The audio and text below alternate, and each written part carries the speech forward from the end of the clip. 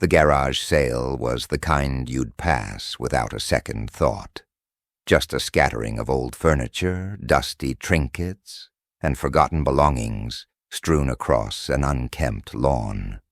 The house itself sat at the end of a quiet cul-de-sac, its shutters slightly crooked, its paint peeling like dead skin. A twisted oak loomed over the driveway, casting gnarled shadows over the items for sale. Jake almost kept walking, but something pulled his eyes to the farthest end of the yard, where an old mirror stood propped against a splintering wooden table. It was beautiful in a way that didn't belong here. The frame was dark mahogany, carved with swirling patterns that seemed to twist the longer he looked. The glass, though aged, was strangely pristine, reflecting the overcast sky with unnatural clarity. Something about it felt expensive, yet there was no price tag. Interested? The voice was dry, brittle, like leaves crushed underfoot. Jake turned to find an elderly woman standing closer than he expected, her thin frame wrapped in a faded shawl. Her eyes were sunken, shadowed by deep hollows, and her lips barely moved when she spoke. The voice was dry, brittle, like leaves crushed underfoot. Jake turned to find an elderly woman standing closer than he expected, her thin frame wrapped in a faded shawl. Her eyes were sunken, shadowed by deep hollows, and her lips barely moved when she spoke. Yeah, Jake said, suddenly aware of how quiet the yard had become. The usual garage sale chatter, the distant hum of cars, the murmur of shoppers, felt muffled, as if the air had thickened. He cleared his throat. How much? The woman exhaled sharply, almost a laugh. Take it. Jake blinked. Seriously? I mean, this thing looks... Just take it. Her fingers, skeletal and cold, pressed against his wrist, making him flinch. Her grip, though weak, felt strangely insistent. But listen to me, boy. Don't look too long. A prickle ran down his spine. He wanted to ask what she meant, but the way she was staring at him, her pupils almost too large, her expression unreadable, made the words dry up in his throat. Maybe she was just some eccentric old woman, or maybe she really wanted to get rid of the mirror. Either way, he wasn't about to argue with Free. Yeah, sure, thanks, he mumbled, lifting the mirror carefully. It was heavier than it looked, the wood ice cold against his fingers. As he turned to leave, he stole a final glance at the old woman. She was still watching him, unmoving, unblinking. By the time he reached his car, the garage sale felt like a strange dream. He hesitated before glancing at the mirror in his back seat. For a brief second, just before he pulled away, he could have sworn the reflection inside was darker than it should have been, like something was waiting. At first, the mirror was just another piece of decor. Jake set it against the far wall of his apartment, opposite the window, where it caught the light in a way that made his living room feel bigger. The intricate carvings on the frame almost seemed to shimmer in the evening glow, and for the first few days he barely paid it any attention. But then, little things started happening. One night, as he brushed his teeth, he caught something out of the corner of his eye.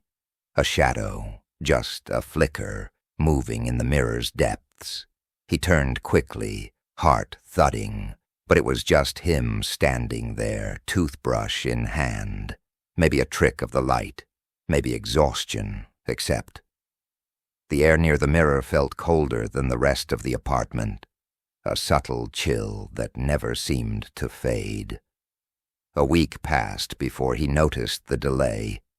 It happened late at night when he was shutting off the TV. He reached for the remote, and in the mirror's reflection, his hand followed, a fraction of a second too late. It was almost imperceptible, but once he saw it, he felt it, deep in his gut. Jake told himself he was imagining things, but he started testing it. Little movements, tilting his head, blinking, tapping his fingers on the table. Each time, his reflection was just a hair off. Too fast, too slow. Then came the whisper of movement behind him. At first it was just a feeling, a prickle on the back of his neck, a sense that he wasn't alone in the room, even though the apartment was silent. But then, one night, as he turned away from the mirror, he saw it. A shape, faint, barely visible, standing just behind his reflection. It was tall, gaunt, motionless. Jake's breath hitched.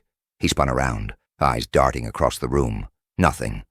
Just the empty apartment, bathed in the pale glow of the street lamp outside.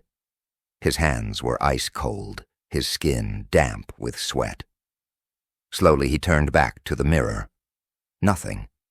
Just his own pale face staring back at him. The next morning he tried to laugh it off. Maybe he was just overworked, stressed. But as he left for work, he caught his reflection out of the corner of his eye. It was still watching him, even after he'd turned away. Jake couldn't ignore it anymore.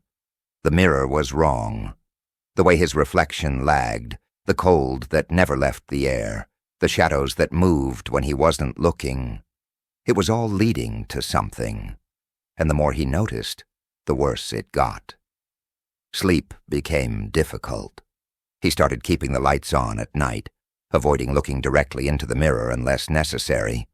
But even then he felt it, felt something in the room with him. His own reflection unsettled him now, like a stranger who knew too much. Then, the final straw. One night, determined to prove to himself that it was all in his head, Jake set up his phone camera. He positioned it on a shelf, angled to capture both himself and the mirror, then sat on the couch, pretending to scroll on his phone. A casual experiment, a way to calm his nerves. The recording lasted an hour. When he replayed the footage, his stomach turned to ice. For the most part, everything looked normal, until the 36-minute mark. His reflection moved, but he didn't. Jake watched, breath shallow, as his mirrored self turned its head before he did, just slightly, anticipating the movement. Then a minute later, it twitched, its mouth twisting into a distorted grin, while his own face remained neutral. His hand trembled as he scrubbed through the video. At 42 minutes, something even worse happened. A shape, behind his reflection. It was clearer now. A figure, tall, skeletal, hunched in the darkness, just behind his mirrored self. Its face was still indistinct, but Jake could feel it watching, waiting. He shut the video off, his entire body tense with horror. This wasn't his imagination. It wasn't a trick of the light. Something else was in that mirror. Desperate for answers, Jake did the only thing that made sense. He went back to where he got it, the garage sale. But when he arrived, something was wrong. The house looked abandoned. The once charming front porch was sagging, the windows coated in dust and grime. The lawn was overgrown, wild weeds crawling up the sides of the building. It was as if no one had lived there for years. His stomach churned as he climbed the steps and knocked on the door. Silence. He knocked again, louder, nothing. Peering through the window, he saw only darkness, no furniture, no signs of life. Just a cold, empty house that shouldn't have been empty. Jake stepped back, a chill crawling up his spine. The woman who sold him the mirror, who was she? Had she ever been real? Or had he just taken something home that was never meant to leave? Jake couldn't shake the feeling that the mirror was calling to him. Every time he walked past it, a cold shiver ran down his spine. The strange, suffocating weight of its presence hung in the air, heavier than ever before. The shadows it cast seemed more menacing, darker, alive. And worst of all, it was growing, The figure behind his reflection was becoming clearer, more distinct. It was like it was learning him, its movements mimicking his every gesture with an unsettling precision. But it wasn't just his reflection anymore. Objects in the apartment started moving on their own. At first it was subtle, his phone vibrating on the coffee table, sliding just a few inches across the surface. His keys missing from the counter, only to be found on the kitchen floor. It was as if the entity was getting bolder, more daring, the whispers, too. Jake would hear them when he was alone, soft at first, like a distant murmur.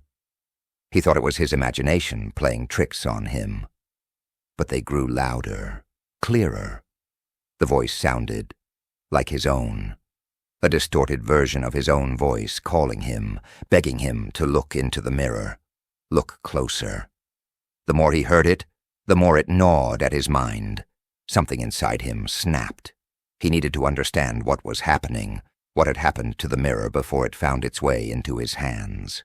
Frantically, Jake dove into the dark corners of the internet, scouring old books, obscure articles, and forgotten forums. Hours turned into days as he pieced together fragments of a terrifying story. This mirror wasn't just old, it was cursed, an ancient relic designed not just as a reflection of reality, but as a prison for something that wasn't supposed to exist in this world. Legends spoke of mirrors like it, crafted in a time long forgotten, built with the purpose of trapping entities, things that could slip through cracks in the fabric of reality. These mirrors were never meant to be looked into. They were meant to contain, and every time Jake looked at it, the barrier grew weaker. The entity inside the glass had been dormant for so long, but now with every glance it was waking up, growing stronger. It was learning from him, his movements, his thoughts, his fears. It was waiting for the right moment to break free. Jake felt a surge of panic rising within him. The mirror was never just a reflection. It had become a gateway, a doorway between worlds. And as long as he kept looking, he was giving it power. He tried to resist. He avoided the mirror for days, but it didn't stop. It didn't let go. The coldness in the room became unbearable. Objects flew off shelves. The whispers grew into frantic screams, echoing in his ears, and the figure, its gaunt, skeletal face, was always there, closer than ever. Then came the first physical manifestation. One night as he sat in his living room, the mirror's surface rippled, distorting like water. He froze, his breath coming in short, shallow gasps. He couldn't move. His reflection, no, not his reflection, stepped forward, its fingers pressed against the glass. Jake watched, paralyzed with fear, as the mirror shuddered. It wasn't a reflection anymore. It was something else, something that wanted out. He reached for his phone, his fingers shaking as he tried to record. But as soon as he pointed it toward the mirror, the screen went black. The room was plunged into a suffocating silence. And then the figure pressed harder. The glass cracked, not from the outside, but from the inside, like something was trying to break through. Jake backed away, his pulse hammering in his chest. He didn't know what to do. He couldn't run. He couldn't escape. He had opened the door, and now the thing on the other side was reaching for him. The morning Jake woke up felt wrong. The air was thick with an oppressive cold, clinging to his skin like ice.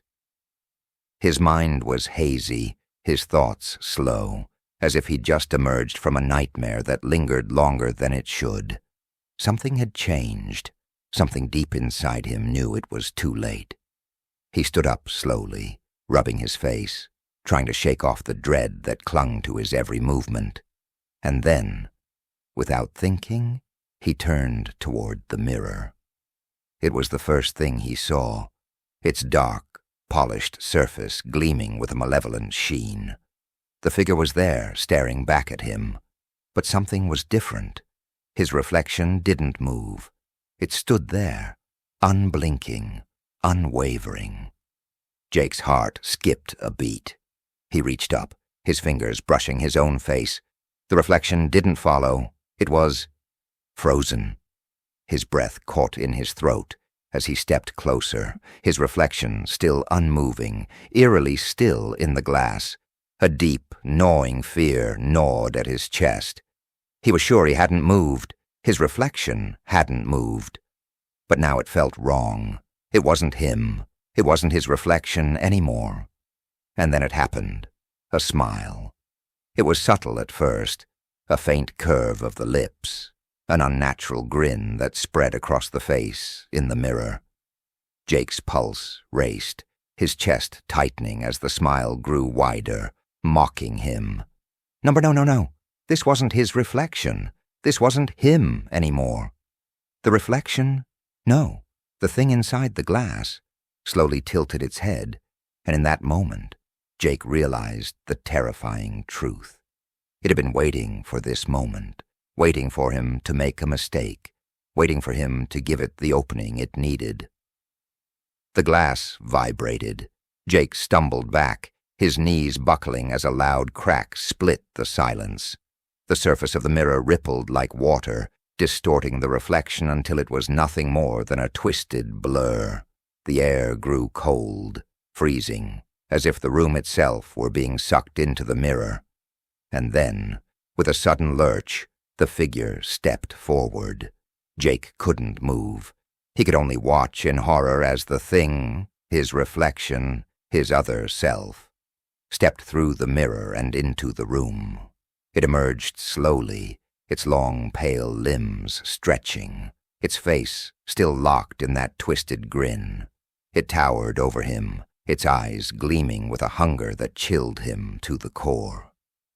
Jake's breath caught in his throat, his body frozen with fear.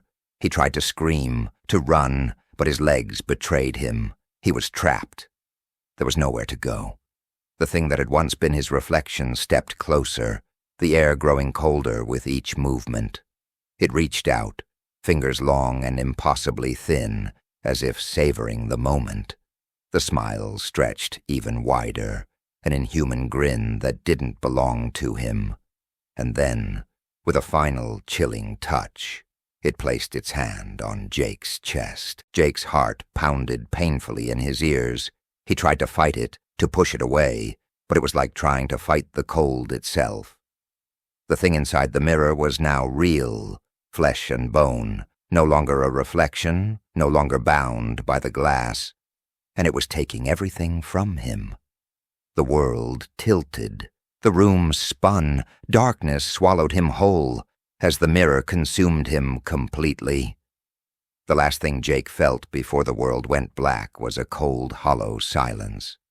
When he awoke, everything was still. His eyes fluttered open, and his first thought was that something had gone wrong. His breath came in shallow gasps, but as he tried to sit up, his movements felt off. He looked down at his hands, and then, slowly, he turned toward the mirror. His reflection was gone, and there on the other side stood the thing, the creature that had once been Jake. It stared back at him with an eerie sense of satisfaction, as if it had just won a game. It had been playing for much longer than he had realized. It stretched, limbs cracking, taking its first steps into the world that now belonged to it. Jake, the real Jake, pounded his fists against the glass, but no sound escaped his lips. There was no one there to hear him.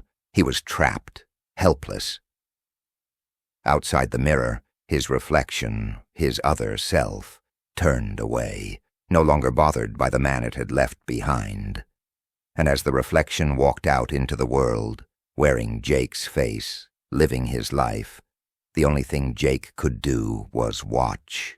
He could only scream in silence as his own life was taken from him. No one would notice the difference. no one would ever know.